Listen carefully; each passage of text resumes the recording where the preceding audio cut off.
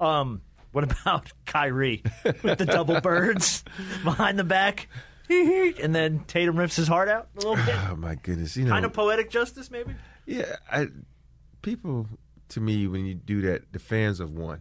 100%. Because now the fans say, oh, I got you listening to me. Now I'm going to go from calling you an A to an A, B, and C. Oh, now you reacting even more. Now I'm going to add the rest of the alphabet in there that I'm going to call you.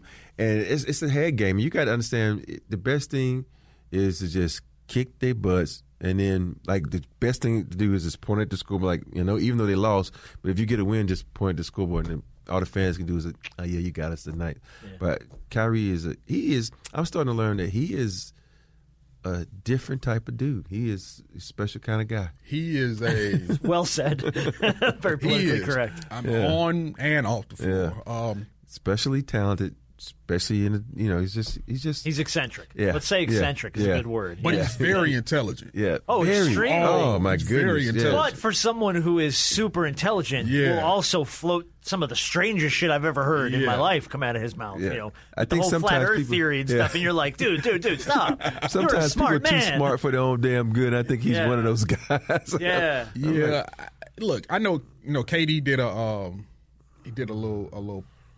I guess a press conference at practice the other day. He went all counselor, therapeutic, and really doing. It was a really good interview, just talking about how the fans, felt as though they were, Kyrie was part of the family, and when he left and wanted to be traded, it was kind of like a piece of them went with him, and it really all comes from a place of hate, and they really love him, but they show the love through hate and Dr. Durant. Right, Jesus. right. He really, you got to watch. He really went. I was like, dang, I ain't never heard KD talk like this. But my whole point is, the Celtics fans should be like, who cares? He was there, 2-3 years? Yeah. He didn't win nothing there. But it really didn't make much of an impact. But you remember, they were one game away from beating the Cavs to go to the finals. And a lot of people feel as though, dang, if we would. Now, they did all that without Kyrie, but they were like, dang, if we would have had Kyrie, we would have been the team in the finals and not the Cavs. I don't. When people say that, I don't think so, because Kyrie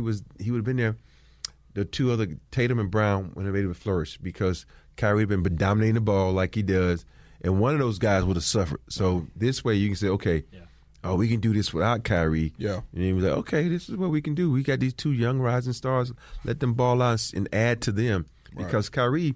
Even though he's been playing off the ball, at that time, I don't think he was one of those type of guys when you got two guys that you got to defer to, that he could do it. One guy, I could see that, but two, no, not so much. But, you can't tell that to the subjective fan. It's like, oh, no, that's another talented guy, that we could have had on the floor. It's like, well, you do have to understand, okay, they got to this point, and you have to understand, as great of a talent as Kyrie is, what he could have possibly been taking away from those two to kind of bring their game down. Well, but that's what most people don't ever consider, is how do the pieces all fit together? You just want all the pieces. Yeah. I just want all of this on the table. Yeah, but it doesn't work that way. The Lakers learned that this year. Don't do that. I just want everything on the table, and we want to try and make it work. I was hoping you would avoid that comparison, but there was no way around it, because I was thinking about it.